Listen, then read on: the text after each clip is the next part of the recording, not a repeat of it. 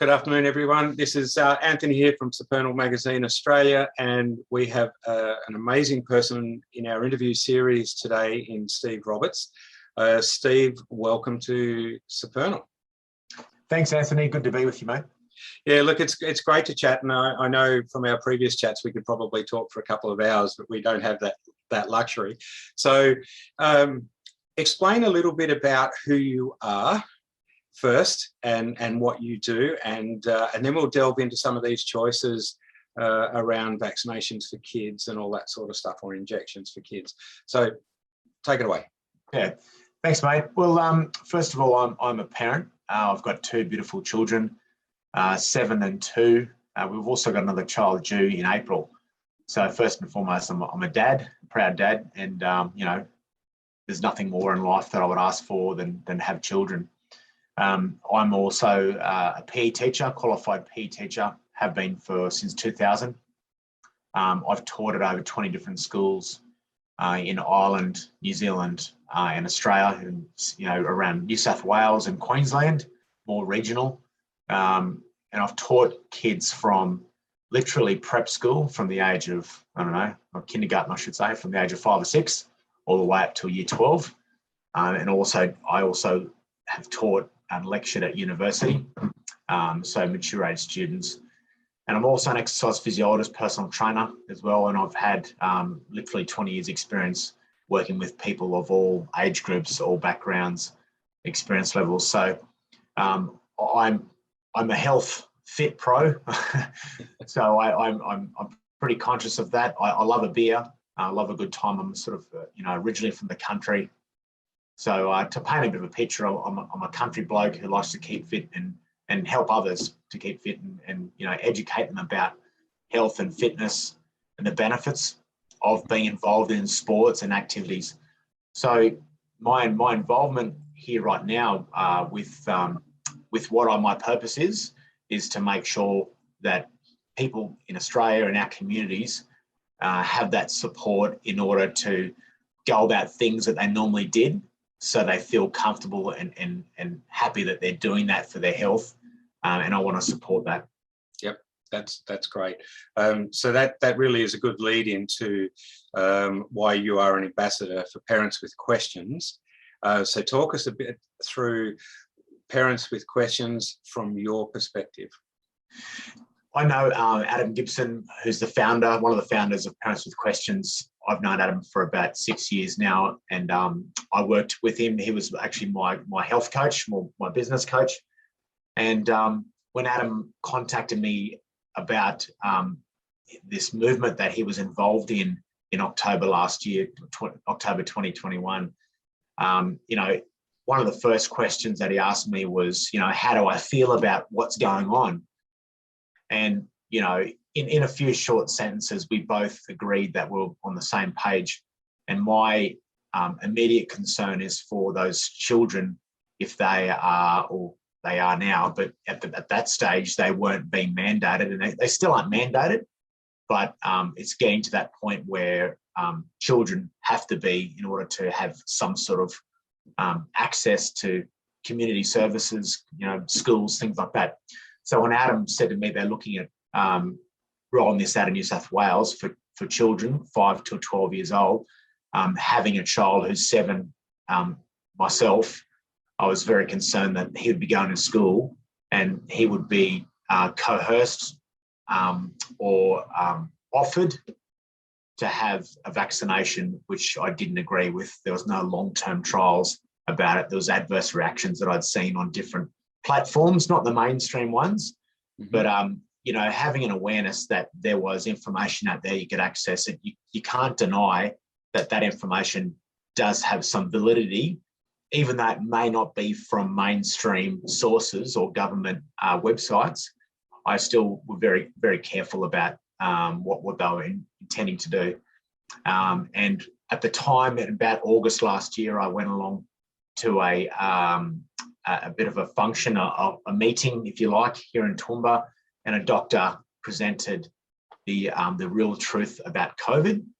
And there was lots of people there in attendance who were quite blown away with the damage that the vaccine had been causing in the early stages of the rollout So, lots of flags went up for me, warning signs. And when Adam asked me to be involved with Parents with Questions, literally from just a supporter base, and then helping now, since it's been going for 4 or 5 months, I've now become more of a local activist in that area. And my role is to help support other people who also want to become local activators by, pointing them to the right direction, where to get resources on their website, parentswithquestions.com.au. In the resources sections, there's flyers there that people can go and download. They can print them off. They can print off as many as they want and do letterbox drops, because the facts that are on there and the QR scan codes that can lead them to other sources of information will be ways that can inform people who read those flyers. Mm-hmm. There's also lots of videos on there that are literally from other concerned parents who have their concerns about what's going on, and until they know more, they're all saying no as well. So it's been a fantastic movement in that sense, and what it's been able to achieve over the last 3 to 4 months is mind blowing. They've got over 25 million impressions on their Facebook and their social media, so that's pretty much the whole country. So in order to have a group of people and investors who have raised nearly $750,000, who've out of their own pockets without any receipts, for them to be able to put the money forward and believe in this project, and then for that to be deployed through Adam and his marketing team, that everybody has a chance to see that Parents with Questions is a independent resource that's backed by supportive and energetic, passionate parents, is something that is a great benefit. I think so. Really, breaking it all down, the whole purpose of what you're trying to achieve is to educate parents in why you should look at this. I've never seen it sort of being forced one way or the other, but it's really about being open and honest and telling people, well, these are the facts we can get from here, and these are the facts that you're being supplied here, and there's something wrong in the middle. And if there is a parent out there who would like to know more information, then by all means start doing your research. If you go into Google or whatever your web browser is, and then type in vaccine for kids, you look in the first few selections, there is nothing other than government information, World Health Organization suggestions and research papers out there. So if that's your only source of information to go and read up on and to make an informed decision from there, then that's probably why a lot of people are feeling like confident that that will be the right decision for themselves or for them families.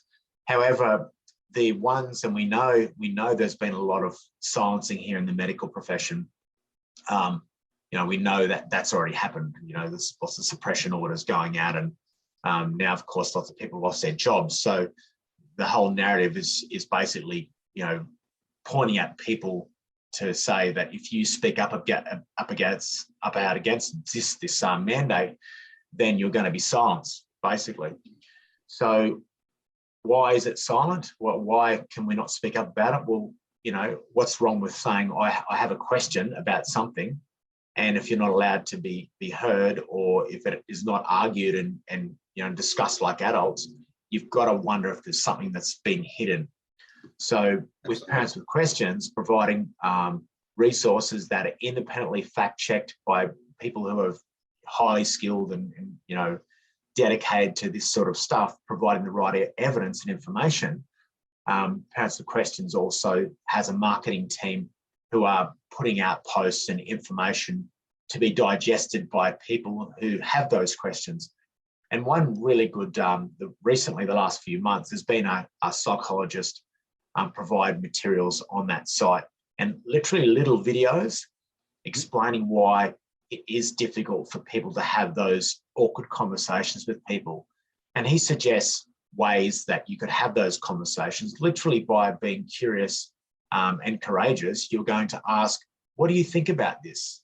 And then by pausing and not saying a single word, you're enabling that person to answer without any judgment at all, without trying to force facts and videos and all this stuff that you've seen. They will then put the blinds up and then think, well, you're crazy. you're not believing what the government is saying. So the great thing about Parents with Questions is that it is a resource. It does provide other options for parents to have informed decisions about themselves and their kids. Yep. So as an ambassador, we've now, with the marketing team, we've now got over 20 local activator regional coordinators, or coordinators, and they would have between 10 and 100 local activators themselves in that town. For example, Atherton, Cairns, Sunshine Coast, Toowoomba, up and down the East Coast, over in Perth, South Australia. So they're all their little armies out there of concerned parents who do believe that something is seriously wrong here, and they're talking to other people as well. So, as the title says, Parents with Questions, they're really doing what the objective of the movement was. Yeah, that's it. And I think that's the important part, to get the word out there to parents that there are places you can go to get objective and solid backed information, and that's really important. Jumping just to the side of that, as a health worker in a way, because that's what you are. You teach sport, you help people to be as healthy as they can possibly be, from kids up to adults. There have been a lot of deaths recorded, especially in Europe, amongst soccer players. We're starting to see it with some basketball players now, and kids look up to these people. These are their idols, and we're not getting the full truth of all of that. How do you, as a person that works in that field, how do you manage that? How do you monitor what's going on with your kids? Because these kids, there are kids getting vaccinated or injected, and potentially the health risk from pericarditis and myocarditis especially, and in young boys, young men. How will you tackle that? Okay, so I think if I go with the second question first, mm-hmm. and I'll address the first one. So the second part of that is, how do I tackle that? If there is, Dr. Peter McCullough did an interview with Joe Rogan, yeah, on Spotify, and he said something there, which over the 2.5 hour interview, he said something there about the fact that if anybody had this injection, they should cease to exercise for at least 6 months. That's a big contrast of time difference between what the information is on the website, the Australian Health website. So when I looked that up, it would be return to exercise. There's some information there. If you maybe take it easy for a few days, and then once you're feeling good, you can resume normal activities. So there's a big contrast between that information and Dr. Peter McCullough, who's obviously one of the big medical professionals in this whole, against this. So what am I trying to say? I'm trying to say there's a massive gap between what's advised from who we're supposed to trust versus information from someone obviously who's against what's going on. So what do you do with that information? As a personal trainer right now, and also from my remote clients, I let them know that I've heard this information, that if you have had the injection, you're more likely to produce spike proteins. Now, I'm not a scientist, I'm not going to go any further with that, but this has an effect on the heart. If you increase the intensity of your exercise, whether that be running faster or pushing harder or lifting more, or whatever happens to be, your blood flow goes up, you use more muscles, you use more oxygen, that accelerates the effectiveness of the injection to a detrimental point. By all means, look further into that. But the fact is, Dr. Robert Malone also mentioned this in a recent interview, that healthy people, fitter people, are having more adverse reactions than people who are sedentary. Because you speed up the blood flow, you increase more spike proteins. This has an effect on the body, causes pericarditis, myocarditis, any of those reactions from the injection. It's basically killing them faster. Mm-hmm. So that's I guess the second part of that. The first part of that, I think I'm right here, is that how do we handle this as health and fitness professionals, PE teachers? I'll put it up there that I'm a PE teacher and I can't teach at schools because I haven't had the jab myself. Mm-hmm. So that rules me out of being a frontline worker working with children who have been injected. As an exercise physiologist as well, I had to go on leave with my membership with Exercise Sports Science Australia because I haven't been injected either. Their concern was if that exercise physiologists are providing service to their clients, whether that be someone who needs rehabilitation or someone who has an NDIS plan, anything like that, I guess their concern is that I could infect that person who may be protected. So that rules out my involvement in those both those occupations.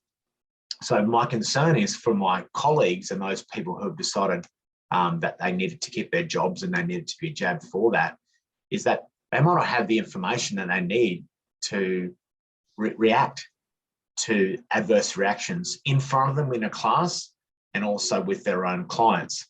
Now, I've been doing this for 20 years, so I have a fairly good instinct if someone's heart rate is accelerated, without sort of as a way to, if their heart rate's accelerated, you think, okay, they're deconditioned, maybe something's going on. So you have that awareness from your experience to pick up these certain things. Now you times that by 20 or 30 with children, with people that you're working with, and you don't know if they've been injected or not, and you have this accelerant inside their body, which could be basically like a ticking bomb. What is that teacher or professional going to do? It's going to be an absolute cluster mine of knowing what to do with that particular group, and how hard to push them. That's another thing too. A lot of kids are quite driven by, competitiveness and getting involved in the game and getting involved in the class, in front of their peers, for their own self-efficacy of exercising. So those little kids out there, like I was that age once, would probably want to express themselves playing PE, and that's their favourite thing. Mm-hmm. If they're having an adverse reaction to that, of course, and they get injured from it, then I'm really concerned about their peers and how they would respond to seeing something like that happen. And then what support does the teacher or exercise professional have? They can call first aid up at school. If there's only one or two first aid, well, there's usually one per school, like a nurse. That nurse can go and then provide aid. And what if there's several cases? I mean, I'm just talking about things, the worst case scenario. Then you've got hospitals, you've got sort of ambulances, then you've got all these support that you need. Obviously, there's a concern that once schools start back up and kids are participating in sports, and people try to go back to normal, the level of attendance to these injuries is going to increase, and that's a real concern. Yeah, I think I'm seeing it. I was very heavily involved in sports when I was younger, with football and running and martial arts and all that sort of stuff, and so I just know that we're talking. For me, when I was training for Australian titles, for example, when I was 15, I was pushing myself harder than most people would, because I was trying to head into an elite area. And, I'd get on my bike and I'd ride, 15K to work after I'd done a 13K run in the morning. And then I'd come back and I was either in the gym, in the swimming pool, in the thing. So, consistently, moving. And I see that in a lot of young boys at the moment. And I'm saying boys, I think there's a big swing now towards young girls in sport too, because of the women's AFL, because of what we're seeing with Ash Barty, and all these women are stepping up and actually showing girls that they can be doing this stuff and be smart. So I'm seeing the competitiveness there. But it just worries me, when we start seeing all these kids when they're starting their journey into competitive sports, coaches, the the friends that they train with, that they push each other from harder to harder to harder to, you know, to more weight, to more this, to more that, yeah, I think their potential, as you say, the minefield potential, worst case scenario, is really something that's going to be very hard to deal with, I think, into the future. And just to continue on with that, you know, when I was 14, I had a knee injury, Osgood Slatus, where you couldn't run at all. It was painful. Sport was everything to me when I was at school, especially when I was at boarding school and I was away from home. I wasn't good at anything else, and I'm sure there's a fair few other kids out there like that, like me. They might be good at art or music, or yeah. So when I couldn't run for a year, that really affected my self-esteem. And you know, you go into that almost, you know, teenage depression, in a sense of what am I doing? Who am I? So for kids who are supposed to be quite fit and active to all of a sudden be told you can't do anything for 6 months, that's going to be I don't know. There's not enough counsellors and people who are, you know, passionate enough about, you know, children's health and well-being psychologically to be able to deal with this. So the resources out there. It may exist if the government were proactive about it, but they're not going to be proactive about it because they're not going to show the public that they're unable to deploy a workforce enabled to deal with this mental health crisis. If they were, then they'd be showing their hand, and they can't show their hand now. So we're at a really critical stage where it will be possibly too late for many of those kids and for many of those people who have returned to exercise after the jab. I mean, I've got a few clients myself who I don't push too hard. And if they question me why am I not working out as hard as I was, I'll literally say to them, mate, because I'm actually worried about pushing it too hard, to be honest with you.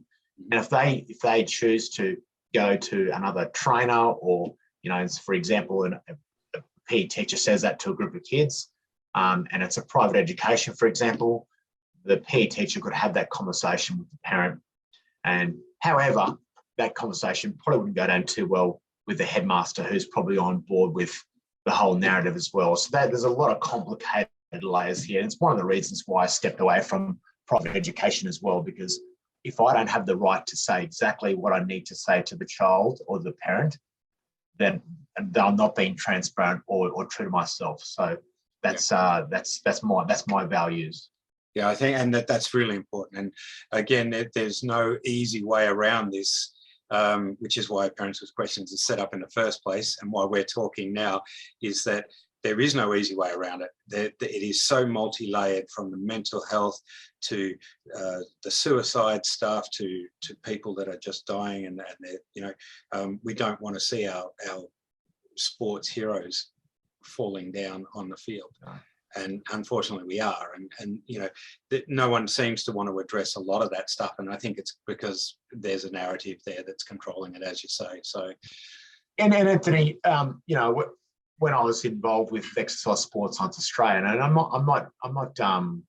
not bad mouthing them or trying to defame any of my colleagues or people involved with that, but when I was asking some questions on some social platforms about what the other exercise physiologists' opinions were around about getting people back into exercise following the jab, I saw some good chat on there, which was great. But when I'd asked the administrator, can they look into this and do some research around it, so us health professionals can then use a similar sort of standard, it was basically a conversation that didn't continue on. There was no inquiry from an association. It's like my APRA. There was no conversation back to the health professionals to say, our advice is to do this. So the fact that there's no conversation between an association and its 7,000, 8,000 members concerns me. And when I had some conversations with some other health professionals who I didn't know where their stance was, and I said, what do you think about these athletes dropping dead? Well, the conversation sort of changed from what I thought it was going to be. I thought it was going to be equal concern that they may have, maybe coincidental, they've actually had jab and they're dying.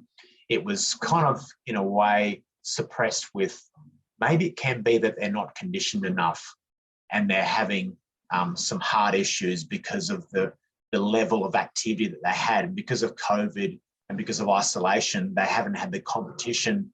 They haven't had those intense matches or games. So basically, some of these people were saying there's not enough of them. So it's just an anecdotal, report. It's literally saying that they've worked themselves so hard that they fall over and collapse. And the conversation didn't go on there. I just left it at that. I'll give that person their space and let them think about that. But I think there'd be a lot of professionals out there in complete denial of what's going on, and then they're just wanting to keep on to their jobs and their career and hoping this all goes away. I couldn't sleep straight at night if that was me, and that's why I'm not teaching and I'm not being an exercise phys. Yeah, no, I totally get it, and I think that above all of this, what needs to happen is talk between different groups and understanding and being able to sit there and listen to what somebody's got to say, and then come back and talk to them about how you say it, and then look at how it goes. And that's what we're not seeing. And that's why, Supernal is out there trying to bring groups together to talk. But, half of them don't want to talk, especially, let's just say the full pro people don't want to talk because they can't understand why we would even question it. The question we must, and that's how it works, and that's where parents with questions come in, and where you come in. So in getting sort of close to wrapping it up, is there something you would suggest to parents out there that they should be doing as like a call to action, that sort of thing? Yeah, so I've spoken at a few rallies here in Toowoomba and one in Brisbane, and usually my call to action for them is to have conversations with people, 5 conversations a day, 1 a day at minimum, someone new, of course. And you don't necessarily have to say to them, what do you think about this jab, or don't you think this is crazy? You can use an approach of just being curious. And did you hear about that person the other day? Did you hear about that girl who collapsed? And just putting it out there. And, that could be to a stranger, that could be a next door neighbor, it could be a brother or sister. If once you have a conversation with somebody and it's going to be closed, then you don't just retract back to your own hole and say, I'm not going to ask another question for a week. You then go and ask somebody else, because there's a good chance that if they've been jabbed or they've jabbed the kids, there's a good chance they may be actually feeling like they've made the wrong decision, especially if they see more information out there or they've seen parents with questions. So that parent's going to have probably a more heightened sense of concern and fear based around what injury they themselves or their children could have as a result of this. So you're then offering them an opportunity to first, express that they're pissed off, excuse my language, or they're very concerned or they're fearful, but you're then going to allow that person to then emotionally dump some of their concerns, fears, angers onto you, which is okay, because that person probably really needs to vent to somebody. Yep. without being judged, because they know the unjabbed aren't going to be, they shouldn't be judged, but they probably know the unjabbed have made a decision and they're quite firm with that. So I'm sure lots more people who have been jabbed but finding out more information just want to talk to people. Yeah. And I think that building that community and that trust around the common people is quite powerful. And we're seeing that a lot in our rallies, and down in Convoy to Canberra, and over in Canada, and we're seeing lots more people come together. These worldwide rallies are amazing. But definitely having the conversation, curious, courageous, compassionate conversations without judgment is definitely the first call to action. Second thing that is the Parents with Questions website, where you can see lots of videos on there from John Farris from INXS, Trevor Hendy, Taj Burrows, some pretty well-known celebrities and sports people who are on there basically disclosing that they have concerns about this. That could help the parent kind of understand that other people have the same questions they do. And then I guess as a reactive method and taking control back of their health is another thing. And I mentioned my business here just for the sake of it, because others out there exist. So my business is called Elevation Physical Training. I have online challenges, 28-day challenges, 3-month training blocks as well. That's to engage people online to access my materials. So I provide coaching materials on setting goals, healthy eating, and dealing with strategies around, what happens when you feel like you want to have a beer or you want to have, some more treats. How do you cope with those? How do you cope with those kind of things that tempt you back into the dark side of being unhealthy? And I think a lot of people will really need to detoxify themselves away from the sugar, the social media, a lot of things to do with devices, to really sort of settle their bodies back down.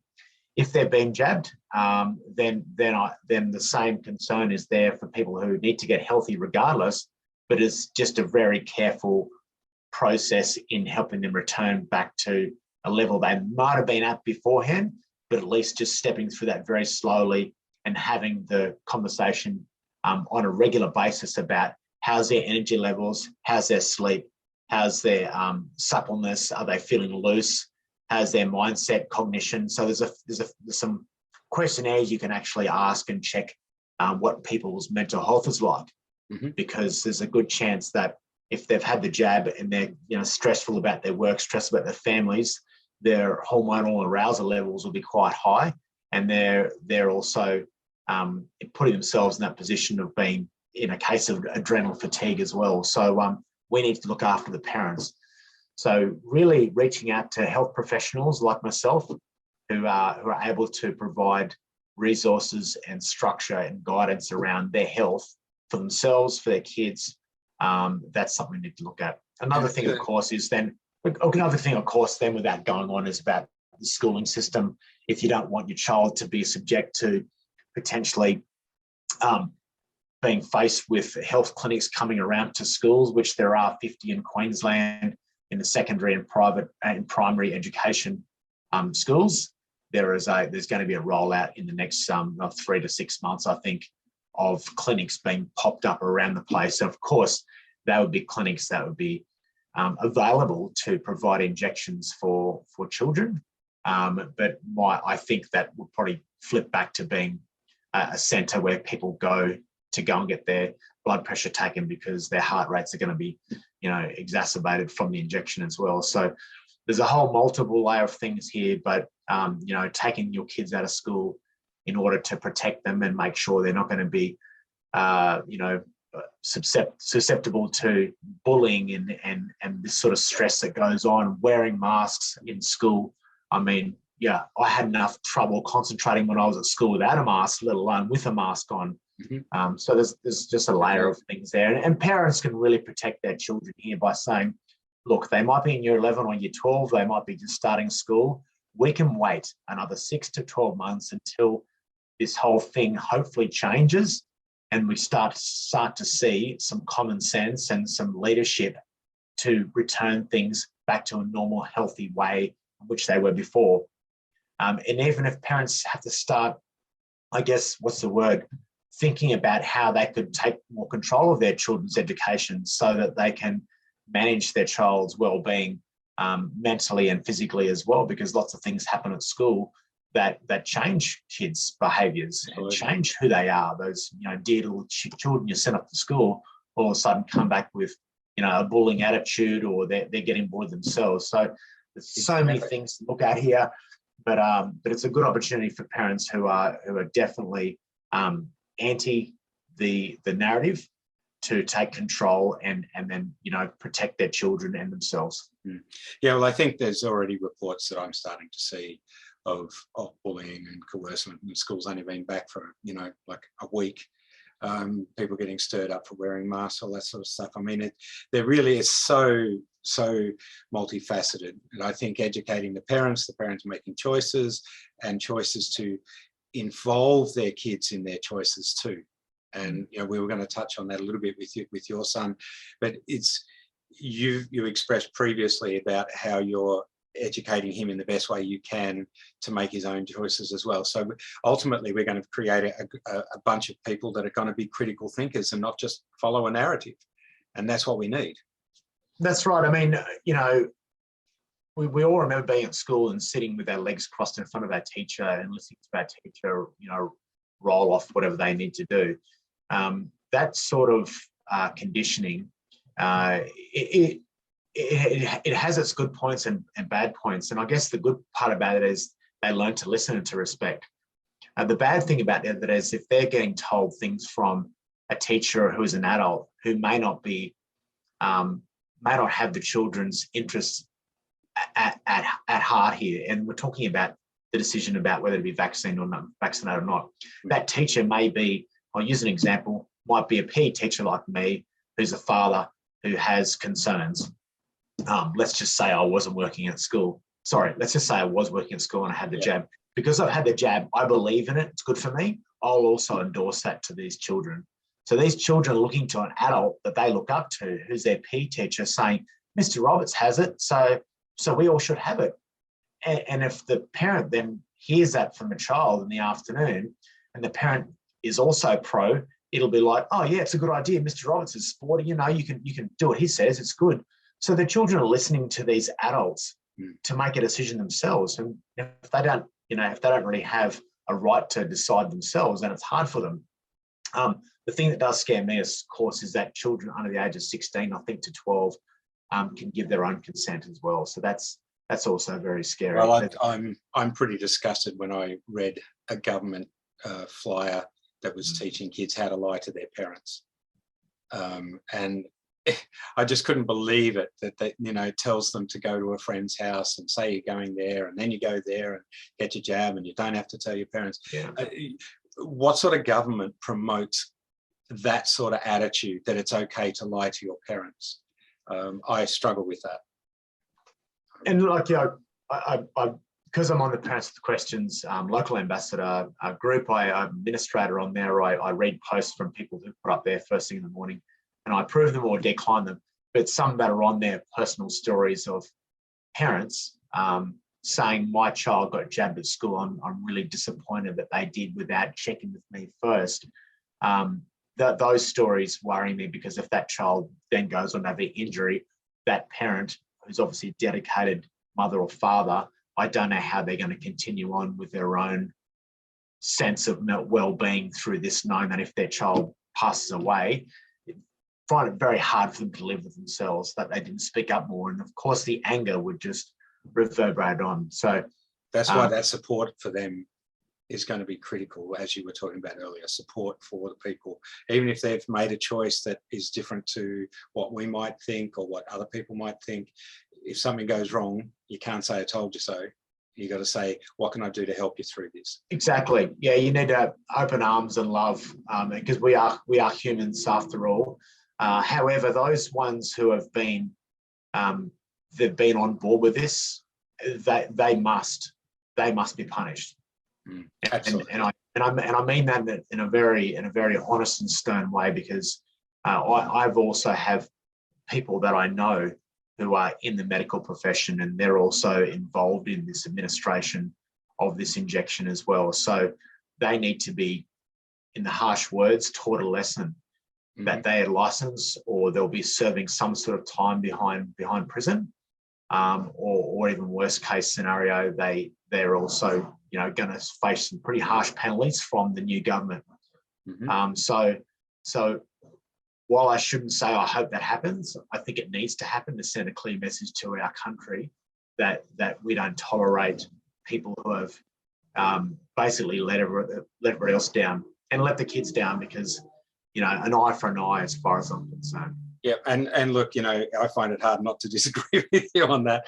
I just think it needs to happen. So look, in wrapping up, so Elevation Physical Training website? That's right, yeah, .com.au. There's programs on. You can basically click a button and have access to a program straight away. Otherwise, you can contact me through my channels there, and we can have a chat. I'd be happy to have a chat with, you know, any parents or any teenagers or anybody about their sport or any of their goals.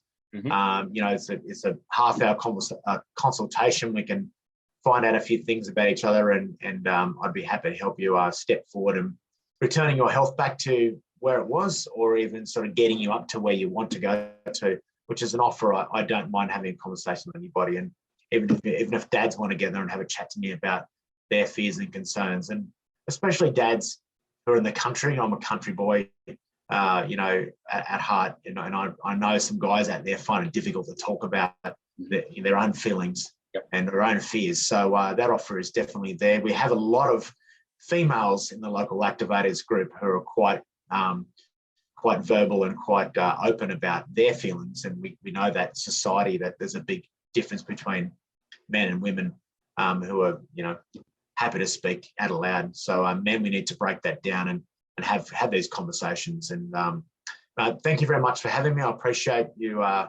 taking the time to have a chat to me, and it's great what you're doing.